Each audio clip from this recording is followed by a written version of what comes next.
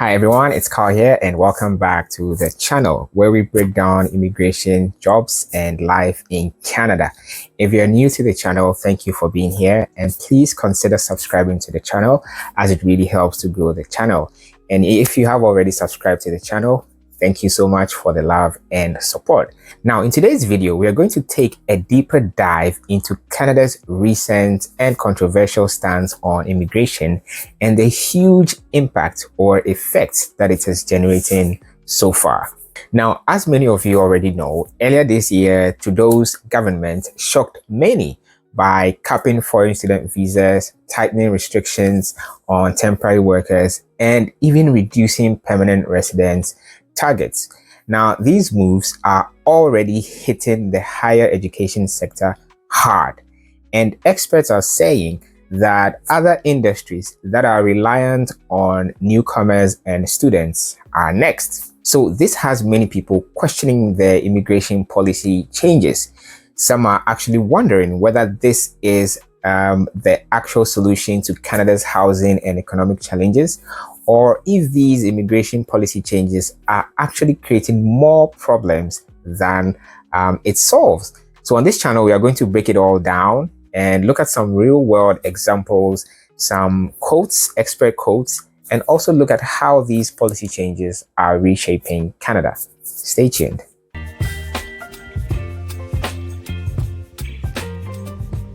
Now, earlier this year, Canada announced sweeping changes to their immigration system. Now, what was the goal? First of all, to tackle rising housing costs, to reduce pressure on public services and ease competition in the job market. Now, let's look at some of the key highlights of these changes. Now, some of the key highlights include, first of all, capping international student permits to about 360,000 for 2024. That was a 35% drop from the previous year. Another highlight was cutting back on temporary work permits with plans to reduce temporary residents over the next 2 years as millions of visas expire. And one of the highlights also was shrinking targets for permanent residency, which signaled a shift in long-term immigration goals.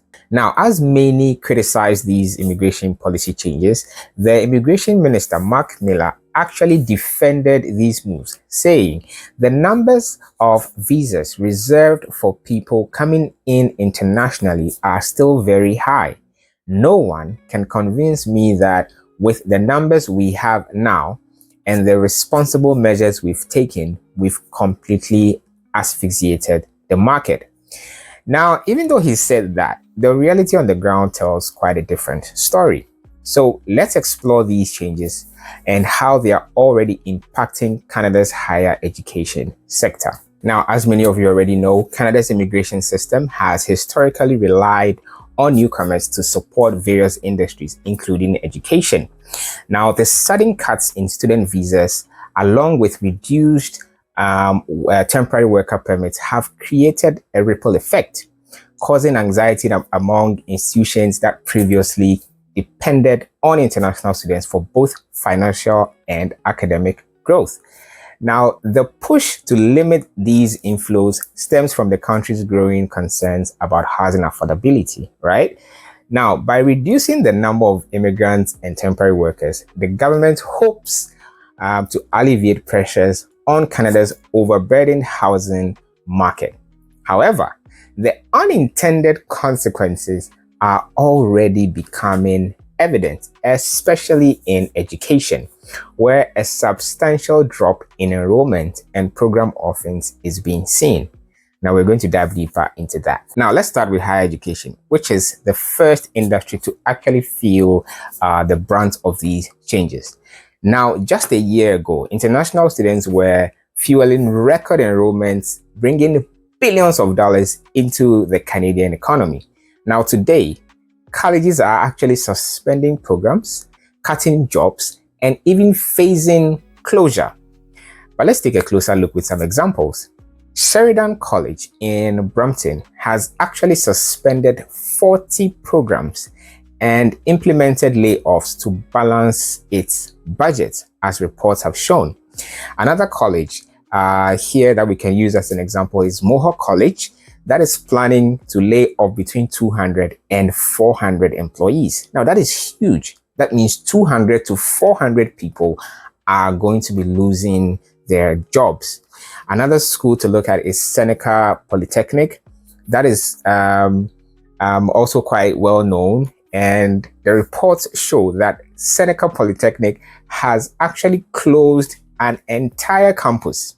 It has closed an entire campus that was specifically and specially built for international students. So now that international students are no longer coming in at the rate that they expected or coming in at all, they are actually closing down that campus. Now, again, if you look at Fleming College, they have also suspended 29 academic programs, while Fanshawe College has actually chosen to pause its intake for multiple programs, right? Finally, Ace Acumen Academy, which is also located in Toronto and also relies on international students, is also heavily relies on international students. And reports suggest that this college is also struggling to stay open. In fact, the CEO of Ace Acumen Academy has been quoted as saying, "We are dying really in tears every time we talk about the future of the school. I can't deny there are some bad actors or bad apples among us. They are just for profit, but the policy is just so rough and tough. It is reckless." So that's a quote from him actually criticizing the policies that are limiting the inflow of international students. He agrees that there are, some bad apples and bad actors, as the Prime Minister put it recently, that have taken advantage of the system.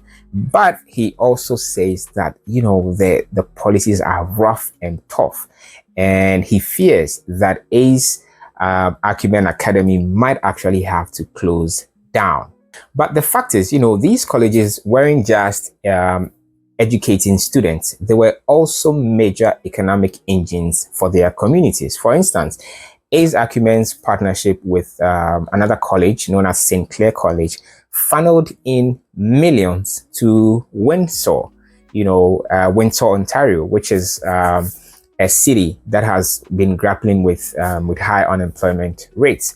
So the presence of international students in a certain community actually also helps the economic growth of that community or of that city. So the higher education sector, which was once thriving with foreign students making up significant percentage of student populations at universities and colleges across Canada, seems to be struggling now. Now, not only did the students contribute directly through tuition fees, they also supported local businesses through housing, retail, and services.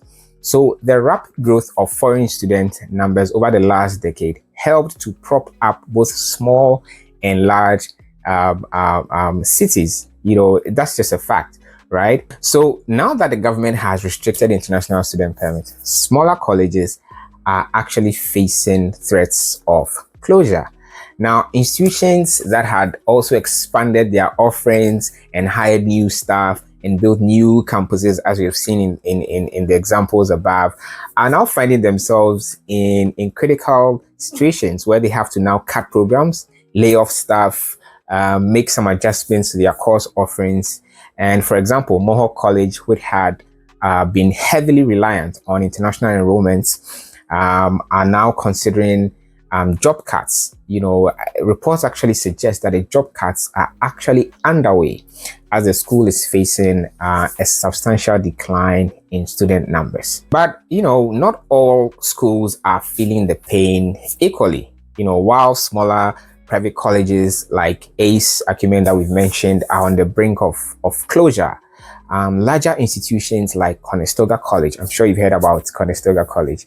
Now, larger institutions like that have been able to weather the storm. Conestoga actually brought in about 30,000 international students last year. That school alone brought in about 30,000 international students last year. And that was a growth of about 137% over 2 years. Now, just this September, reports have shown that Conestoga still got or received about 4,600 student permits. So it's still able to bring in quite a number of students. Now, if you compare that to ACE Acumen College or Academy, in that same period, ACE Acumen actually got 0 student permits. Okay, so you'd see that the colleges are not feeling the pain equally, but even the larger colleges still have their own challenges. For example, at Fanshawe College, foreign students enrollment dropped from 11,000 to 9,500 for September. And it is projected that there's going to be a further decline of about 47% in January, which is just about a month away. Larger colleges, especially those in major urban centers, still receive a steady influx of international students. Now, these institutions have more financial flexibility to withstand the immediate fallout. However, like, the smaller institutions in smaller towns or in specialized sectors, they are facing much harsher consequences. These smaller colleges simply do not have the resources to adapt quickly. For example, in Ontario, many of the smaller private colleges relied on partnerships with public institutions to attract students. Again, if you look at ACE Acumen College, is a private institution in downtown Toronto, but it benefited greatly from a collaboration with a public college like St. Clair College, right? So these partnerships allow them to offer accredited programs in high demanding fields, giving students, a direct pathway to work permits and eventual permanent residency. But now, without that access to work permits and all of that, the inflow of international students has drastically reduced. So that has obviously affected the school's future as well. And now the future of that school is quite uncertain going into the new year. But beyond education, these policies are actually also impacting Canada's labor market. Now, something that cannot be denied is that Canada's labor market relies on temporary workers. Okay, so business groups have actually warned that scaling back on immigration could lead to a number of things. Firstly, the business groups feel that scaling back on immigration could lead to labor shortages in critical sectors like construction and agriculture. They are also worried and have warned that scaling back on immigration could lead to higher wage pressures that could end up driving up prices for consumers. Okay, now in Canada, currently inflation is hovering around 2%, and the Bank of Canada has already begun cutting interest rates to boost growth. If you're in Canada, you would attest to this. But economists are skeptical about all of this, and some have actually warned that the immigration caps could actually be more inflationary than disinflationary, meaning that these immigration policy changes and immigration caps could actually impact inflation in a negative way. Now, if you look critically at this, you realize that temporary foreign workers have long been a cornerstone of Canada's agricultural and industrial sectors, but this policy is threatening to actually create major gaps in these labor markets. Okay, and this is especially evident in areas like agriculture, where seasonal workers play an essential role in ensuring Canada's food security. Now, the sudden reduction in the number of foreign workers entering Canada may lead to disruptions in these critical industries, and this may end up driving up costs, further worsening the existing labor shortages. For instance, if there are fewer workers entering the agricultural workforce, it would mean that Canadian farmers could face increased operational costs, which would eventually also affect the prices at grocery stores and push inflation rates higher than anticipated. These are just some of the concerns that the experts have raised. But let's not forget the human cost of these changes as well. There are thousands of international students and workers that are struggling to adapt to a system that's now a little, harder to navigate. For example, in certain areas such as Brampton, where there are many international students, there are students that are still struggling to find any jobs or any part-time jobs. And some of them are still even struggling to pay their rents. And Canada has also lost its top spot as the most desirable destination for international students.